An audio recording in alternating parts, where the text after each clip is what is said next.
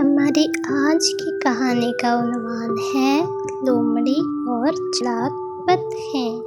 चलिए शुरू करते हैं।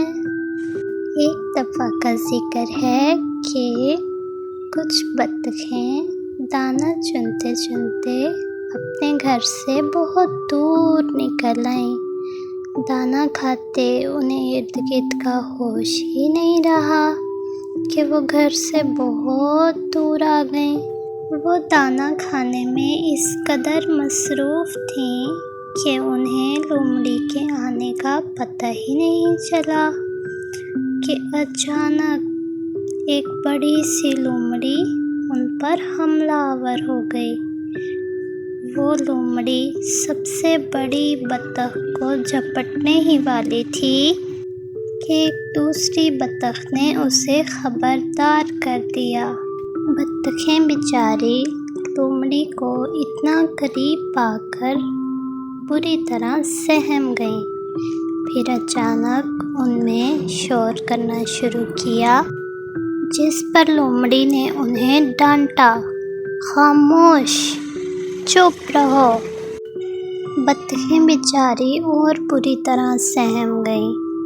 इसके बाद लोमड़ी ने सबसे मोटी और तंदुरुस्त बतख को अलग होने का कहा ताकि वो उसे खा सके। उसकी मोटी मोटी आंखों में आंसू आ गए।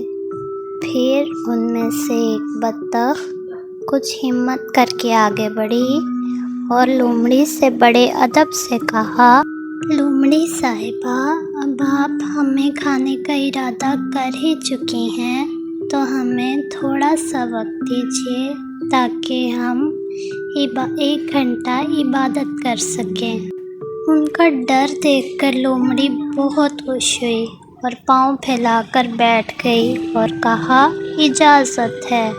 ये सुनते ही बतखें जल्दी जल्दी एक कितार बनाने लगीं और जब कितार बन गई तो सबसे दरमियान वाली बतख ने ऊंची आवाज़ में कहा, कैं कैं कैं, और फिर सब आवाज़ से बुलंद कैं कैं कैं करती चली गईं। लोमड़ी बहुत खुश थी कि अभी 1 घंटा पूरा होगा और मैं इन सबको खाऊंगी, और बतखें मुसलसल कैं कैं कैं करती चली जा रही थीं। जैसे ही 1 घंटा पूरा हुआ, बतखों का मालिक और उसका नौकर उनकी आवाज़ से अंदाज़ा लगाते लगाते वहाँ तक आन पहुँचे। उन्होंने जब एक बतख को वहाँ बैठे देखा तो डंडा लेकर उस पर पल पड़े और पीट पीट कर लोमड़ी को बेहाल कर दिया। बेचारी लोमड़ी, उसके पास भागने के सिवा कोई चारा नहीं रहा, और बतखों का मालिक उन्हें खुशी खुशी अपने साथ घर ले गया, जहाँ एक खूबसूरत तालाब में उनका घर था। तो ये थी हमारी आज की कहानी।